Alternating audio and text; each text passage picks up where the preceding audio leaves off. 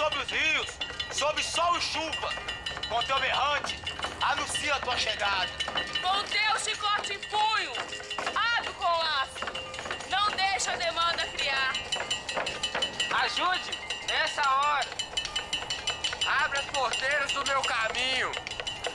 Traga em seu laço aqueles que me querem mal. Que na sua chibata haja justiça da minha causa.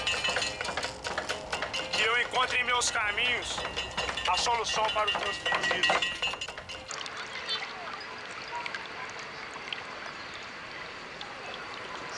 Essa água aqui já não tá boa mais para nós beber.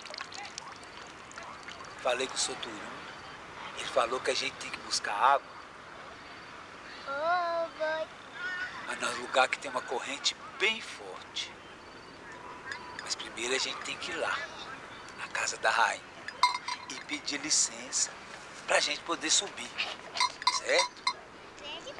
Nós vamos na casa da rainha Dona Isabel, vamos juntar o povo e vamos na casa da rainha. Vem, meu boi.